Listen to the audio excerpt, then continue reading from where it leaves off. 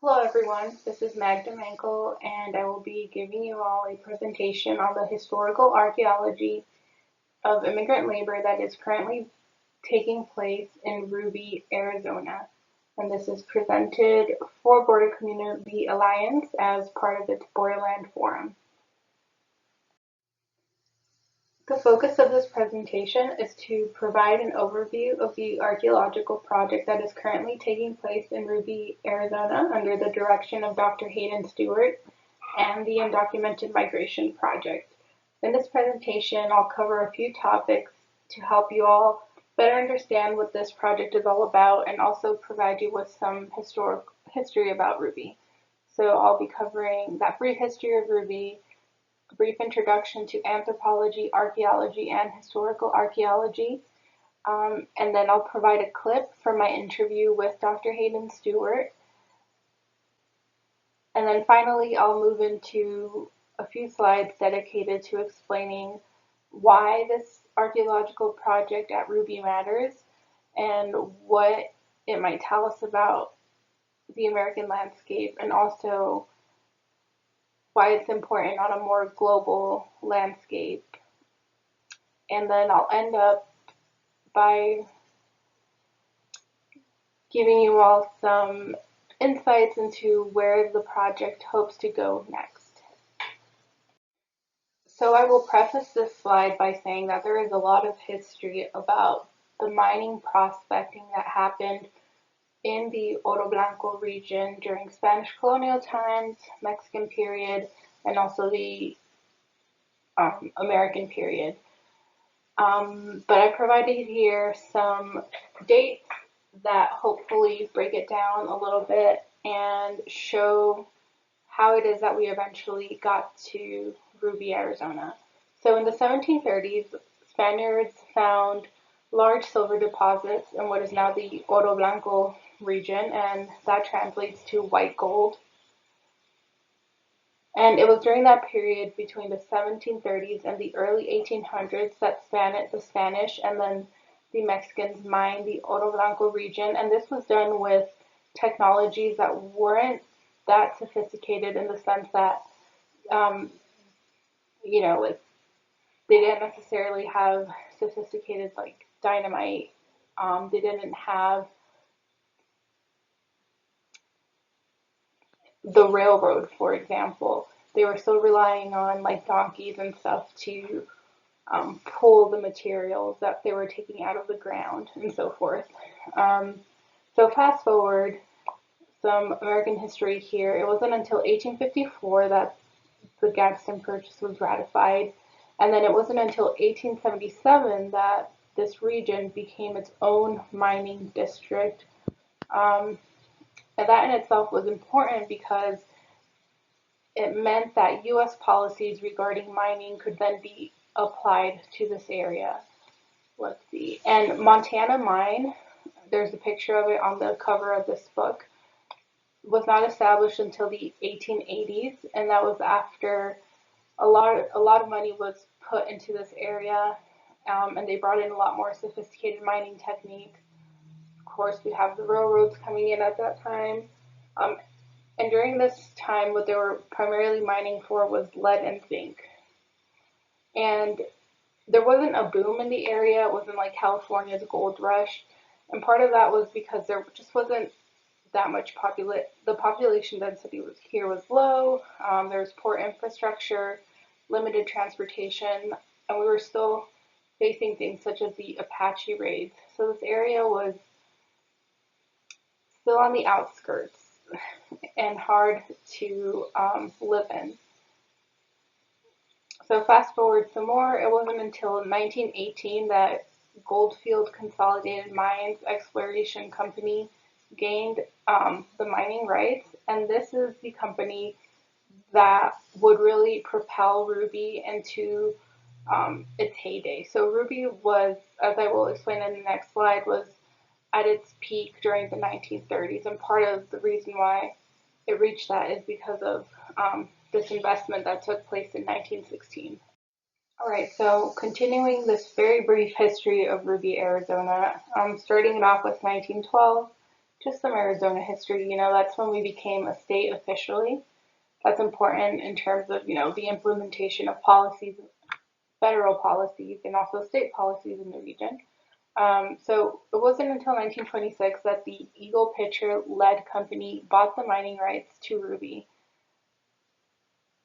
And like I said before, it's kind of complicated. Like the mining rights, the land rights, all of that switches hands many times. But it was really this company that, again, furthered the growth of Ruby. And during the 1930s, this was kind of like its heyday. The population reached 1,200 people. At that time, Ruby was a company town, and what that means is that the residents paid rent directly to the Eagle Pitcher led company.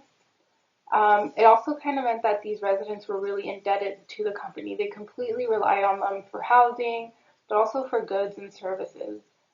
So they would buy coupon books and purchase things at the company store. All the groceries came and were provided for by the company. So this company was not only using their labor, but also having that labor continually invest their capital in the company.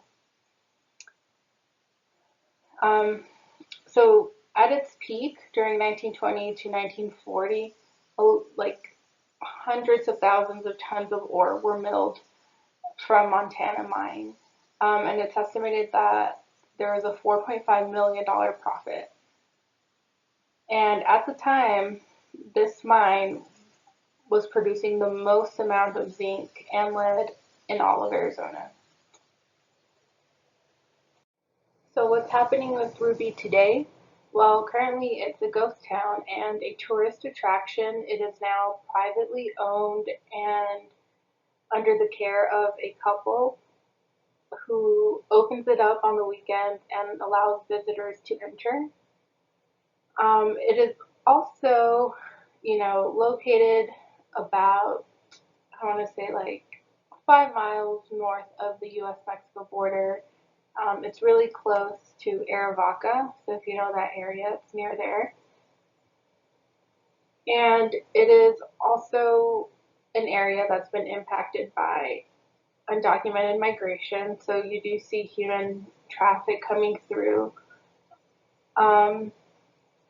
Yeah, so it's mostly, ghost town, tourist attraction, and a place where folks seeking entry into the U.S. sometimes do come through. And it's also located really close to the Coronado National Forest, so a lot of the areas right next to it are protected by the federal government. So now you might be thinking, well, what do archaeologists want to do in Ruby? Why is this of interest to them? Well, I'm going to backtrack a little bit and say that historical archaeologists are trained as anthropologists here in the United States. And just for some context, anthropology is the study of humans, both past and present. Archaeologists in general, because there's many types of archaeologists. There's folks who study Egyptians, there's folks who study, hominids, very early humans in Africa. There's archaeologists who study the Mediterranean. There's archaeologists who study, Native American peoples on North America. There's lots of different types of archaeology. But in general, it's the study of ancient and recent human past through material remains. So through the things that we leave behind. It's also a social science, and it's dedicated to understanding humanity's past and present through material culture, things we call artifacts, anything, that people leave behind. And archaeologists do their work usually by going to places and digging them up. So they dig up sites to understand how people in the past lived. But in addition to looking at how people in the past lived, archaeologists are also interested in understanding how people today in our contemporary world are connected to the past. And so one subset of archaeology is historical archaeology. And these archaeologists use places and artifacts as well as written records and oral traditions to understand people who lived in the past. So they are working with what we might call literates or societies. So societies that have verbal or written documentation to support the material evidence that we might find in the ground. So because of this, there's a lot of historical archaeologists who rely on archival research as well and other forms of documentation. And here I have pictured some of the things that we found when we did a quick surface level survey of some of the areas of ruby. So on the left, I found a little piece of ceramic. It's not porcelain, but it was probably part of like a small decorative glass household item. And then on the right, there's this just random, I don't even know what to call that, but like a faucet of some sort. And this was out by the tailings. Yeah, so we found actually a lot of stuff when we did our surface level survey. Just random little bits, a lot of historical things. So one of the reasons why archaeologists are interested in studying ruby is because there are clear signs of social stratification. Um, and we know that there were some like racial, ethnic, and class-based differences going on in this community, and we hope to explore these relationships further through archival and archaeological records. So just one like quick example of this is the fact that Anglo-Americans, Mexicans, and Mexican Americans all lived in Ruby. However, the majority of the mining was done almost exclusively by Mexican or Mexican Americans. And then Anglo-Americans, although they lived there, they usually held the more specialized positions. So they were like the engineers, the school teachers, there's the doctors, and also like the foremen in the mines. And one way we can see this social stratification at the site, um, the most clear example is in the architecture. There's different kinds of architectural styles, um, and they're located in different areas of Ruby. So, for example, on the top right, I have, a house built with lumber and brick. And then on the bottom, I have like a traditional adobe Sonoran style house. Um, yeah, so there's different architecture, and it's really interesting. Um, and so, yeah, with archaeology, we hope to kind of understand these dynamics a little bit more. And some ways we can glimpse at these relationships is by looking at the building materials for the housing and looking at people's trash, like the detritus on site. What is it that folks were consuming? It's amazing how much trash or the things that people throw away can tell you about people. And of course, archival work into like the demographic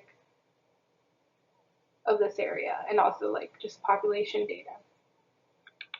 And here I have more examples of the architecture I was just talking about. So on the top left hand, there's a picture of all these rocks stacked on top of each other, and these were the base of a house. So it was a house partially made by stacked rock. And then at the bottom we have the like Sonoran style adobe. And then on the right, this is actually the like a processing area for the mining, and you'll see just like it's just concrete and lumber. And so, yeah, there's just different architectural styles, and they're pretty fun to explore. And they really tell you about, whether the folks who live there were living there permanently, semi-permanently. They tell you something about the industry there as well. So, yeah, housing is going to be a key part of this project moving forward. So at this point, you might be wondering what archaeology is taking place at Ruby. Well, this past summer, there was supposed to be an archaeology field school that would have students from all over the country come in and dig. However, because of COVID-19, that field school was canceled. But luckily, Dr. Stewart was still able to come down to Ruby and do some preliminary testing at the site with the help of his two helpers pictured there. And so what they did was dig up or do STPs, which are shovel test pits. Just little rectangular, like maybe 3 foot by 3 foot squares. They're about 6 inches deep, pretty surface level pits. And they were doing this to see if they would find concentration of artifacts. And they did find some near the living quarters. And so that's kind of what was happening this summer. So overall, this project is pretty new. It's just getting started.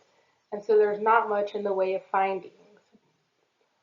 Another thing I want to point out about this project is that it's being done in collaboration with the Undocumented Migration Project. And I want to give a shout out to UMP here because they have been in the area since 2009.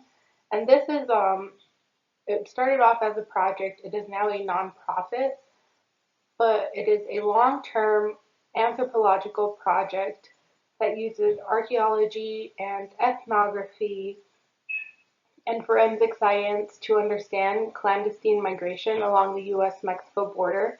And so when this project started, the focus was very much on immigration and deaths in the desert, and a lot of artifacts were collected. Here I have pictured a wall of backpacks that were collected from our desert.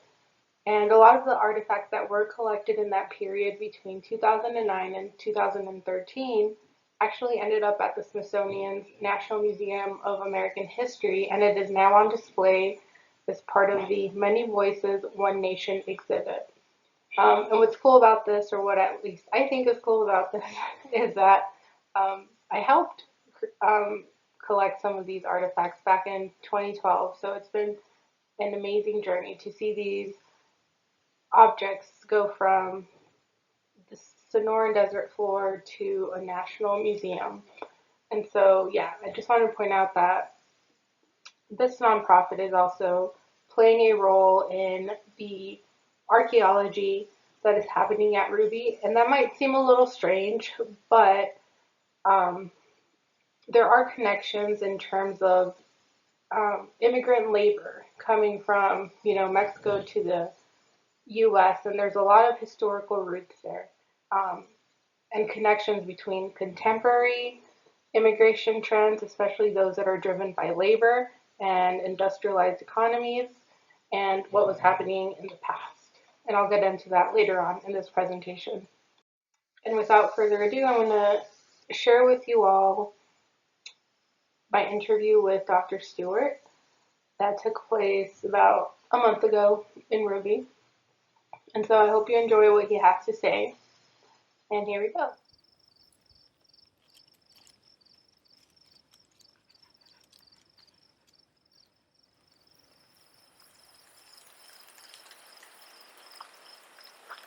My name is Haeden Stewart. I am a professor of anthropology at the University of Massachusetts, and mainly I am an archaeologist who focuses on the more recent past, maybe past 150 years, with a specific focus on the settlement and industrialization and colonization of the North American West. So what are we doing? Where are we, Haeden?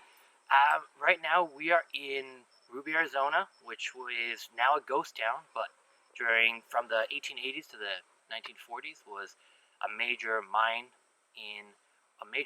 area of Arizona, southern Arizona. So we are right now only 4 miles from the U.S.-Mexico border, and I am standing in front of the oldest part of Ruby, and this is the mercantile, which was developed when the mining camp was first set up to mine gold and silver and later lead, and this was built in the 1880s. And by the 1940s, this area was filled with over 1,200 people and all kinds of mining activity, specifically on the big hill to the side, and they were digging mostly lead.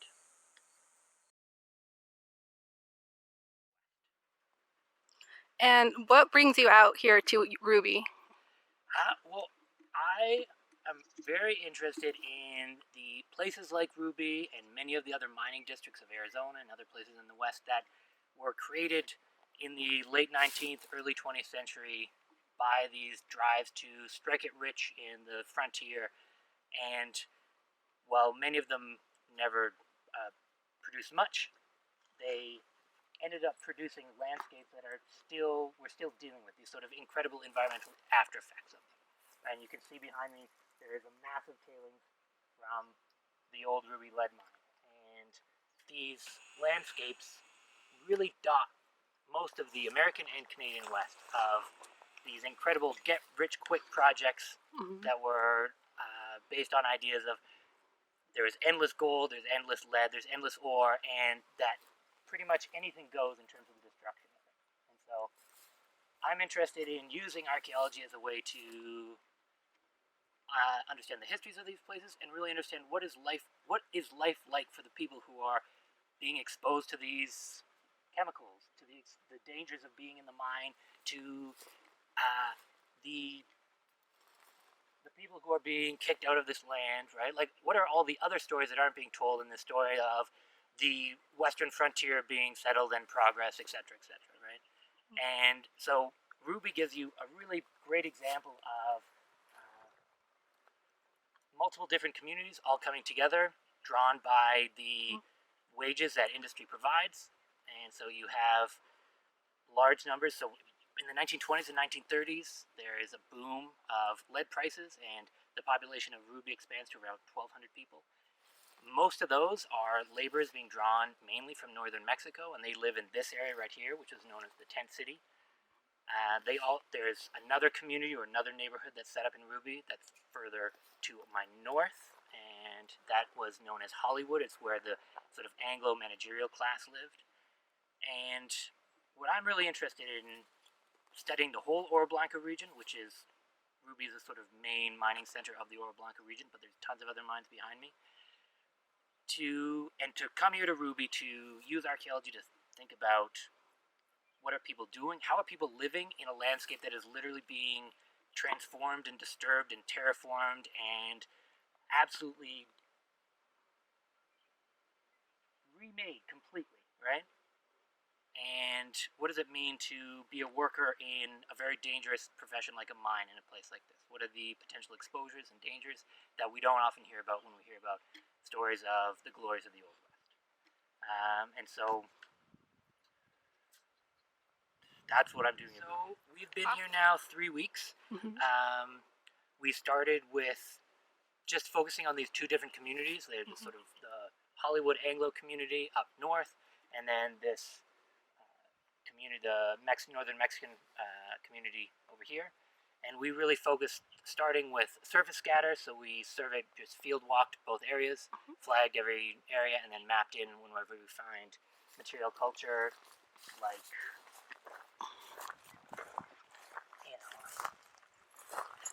piece of ceramic or a nail or anything else that appears to be roughly from the time period. We'd flag that in and map them. And what we found was that in both areas we had large stretches of terraces that had been built on the hills, right? And so both areas had flat terraces that had been set up and had tents or larger structures built on. And you're standing right in front of a test pit. Do you mind explaining what that is? Absolutely. So after we flagged these two areas, we have begun to do test pits, and we're in the process of it. We've done 25 in the area to the north, and we've just started and done 7 in the second area, which is the sort of Mexican area of town. This is a test pit. It's 40 by 40 centimeters. The soil here is very, very hard and often has very large rocky inclusions. So shovel test pit is a little bit of a misnomer. It's really more of a shovel and pick and trowel combo test pit, and what we're finding in it is really the domestic waste of the people who are living here. So we have tons of bone, we've got tons of glass, we've got tons of ceramic and nails coming up from the structures that they're using, as well as smaller things. Like we found 2 coins in this area. We found perhaps most interesting, a large number of small fragments of ceramic doll. So you have from the 1920s and 1930s a lot of dolls that are made in Japan and were being played with by children, and we're finding a lot of them in these areas around here. And we're not entirely sure where they're connected with and what these areas were connected with in terms of where exactly the tents were or whatnot. But the shovel test pits are identifying that there's really good in-context material culture. And then next year, we're going to come back with a much larger team, and we're going to do some more substantial excavation on these terraces, both here and in the community to my north. Can you tell me a little bit about the Undocumented Migration Project and how this field project connects to that organization? Yeah, absolutely. So I have been a member of the Undocumented Migration Project since 2012, and I've been doing work down in the desert using material culture studies to understand pretty much the past 30 years of migration through this area. Obviously, we are only 4 miles from the border right now, and at least for the early 2000s and up to around 2012, a really major thoroughfare for undocumented migration into the United States. And so I was interested in using some of the techniques of archaeology to better contextualize what is seen as a sort of contemporary crisis within a much broader frame of 30 years. And what I'm really interested in doing here at Ruby is really stretch that out even further. So how do we understand undocumented migration not just as a contemporary crisis of American borders, but really part of a much longer historical connection between Mexican labor and labor from the South coming into America. And you have a place like where we are right now, which is originally Mexico, it only becomes America in the 1850s, that is, all the towns around us are majority Mexican from the 1880s until Ruby is abandoned and most of the other mining areas abandoned, right? And so telling the story of migrant labor into the United States and Mexican labor in the United States isn't telling a story of, it starts in the 1990s and it's this big wave of migrants into the country. It's telling a story that as long as the border has been there, there has been movement back and forth. There have been people living here and that have been exploited in the same way that they are now, or that have been exposed to dangerous living conditions just like they are now. And trying to understand and try to better understand this historically, I think, is a really interesting way of getting at and undermining some of the more sensational ways of understanding undocumented migration that has really taken off over the past 10 years or so. So that's how I kind of use archaeology to better situate this process. Awesome. And then, so archaeology is a social science, an empirical science, but what role does archaeology play in terms of social advocacy?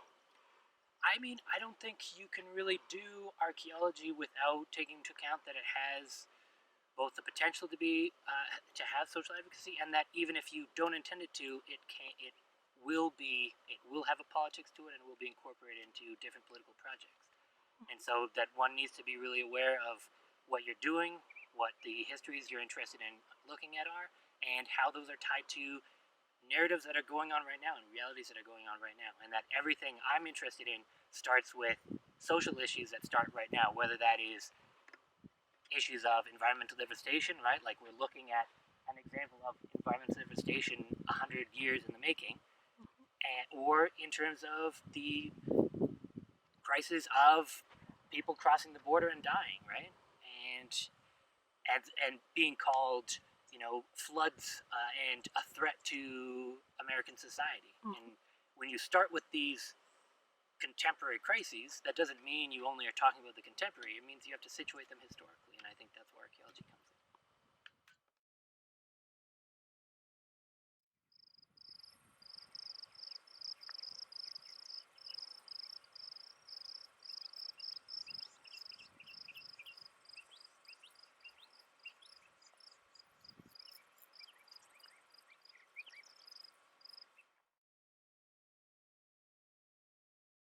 So now that we've had the chance to hear Dr. Stewart's take on the project, I just want to reiterate some points and highlight some components about the project. So why Ruby and why now? Why is this archaeological project happening now? Well, I want to highlight that this project really is trying to study the social, political, and economic relationships between the residents of Ruby. So how did they interact with each other, but also what was their relationship to the mining industry at the time? One goal of the project really is to understand the history of labor relations, not just here in the US, but also between the US and Mexico. And as I mentioned earlier, a lot of the mining actually took or was conducted by Mexican or Mexican American individuals. So there's that avenue to explore. Another goal of this project is to come up with a more diverse narrative about mining in America, and also to diversify this labor history that is present on the American landscape. So this really gets into discussions regarding who's contributed to the American landscape, who helped build it and make it what it is today. And also something else that's driving this project now is that we're really living through times where migration is a global phenomenon and we are impacted by it, and it is driven by a variety of factors. And one of those continues to be economics, that are driven by industries and also just the need of immigrant labor. So one of the things that this project will try to do is to contextualize contemporary global migration patterns in a longer history of labor migration and industrialized economies here in the Americas. So teasing apart that history of labor relationships between Canada, North America, Mexico, and then Central and South America as well. And something else I want to point out is that the archaeological work that is being done at Ruby is not only important on a national level because it diversifies labor history in the United States, it is also important on an international and global level. So if we, for example, look at UNESCO's approach to heritage, so UNESCO being the United Nations Educational, Scientific, and Cultural Organization, if we look at their programs, we'll see that they actually fund projects that are specifically geared towards preserving the history of industrial sites. So places like mining towns, mills, factories, and so forth, all over the world. And part of the reason why they do this is because they realize that these industries have played like an important role in global relations, how people are connected to each other. So a lot of times, you know, industrialized sites will produce a good that is then transported all over the world and create all these intricate relationships between people and nations. But they also realize that these places are important because they preserve the stories and histories of everyday people and working class people. And so it's part of a mission to go beyond historical narratives that only honor like the great leaders of nations and so forth. It's part of a project that really seeks to understand the everyday person. And another thing that's important about this is that it kind of goes away from like conversations about citizenship for non-citizens because it's on a more global scale. We're able to create narratives that are about people living trans-border or even transnational lives. So their narratives and their life experience went beyond the nation state. And this is really prevalent in a lot of the mining history, not just here in the Southwest, but also if you think about all the mining, coal mining that took place on the East Coast, a lot of times the folks who were doing that mining were immigrants. So they were from Southern and Eastern Europe. And they were doing all this work and, helping the United States grow. So, yeah, so I think that's important too. Like, this work will eventually influence not just our national understandings of the American landscape, but will hopefully begin to unpack those international labor relationships that have existed in this region for a very long time. So moving forward, where will this project take us? Well, hopefully we can offer an archaeology field school at Ruby in 2021. And if students are able to join us, then we will continue to use archaeological methods and historical archives to investigate the history of Ruby and the people who live there. Hopefully we can paint a broader, more informed picture of what life was like at this community during its heyday, specifically like the 1920s to the 1940s. Hopefully, researchers will also continue to build a more diverse narrative of labor history here in the Southwest, but also more broadly on the American landscape. And finally, because this project is associated with the Undocumented Migration Project, there's a strong possibility that a lot of the work done at Ruby will be engaged in conversations regarding immigrant labor today, and it will do so by providing a more historical context for that conversation. So, for example, it will help contextualize contemporary immigration patterns, especially labor migration happening today with these historical patterns of movement. And yeah, that's where I think this project will go. And that's all I have for you. So I hope you've enjoyed this, and I'll see you later this week to answer any questions. All right, take care now. Bye.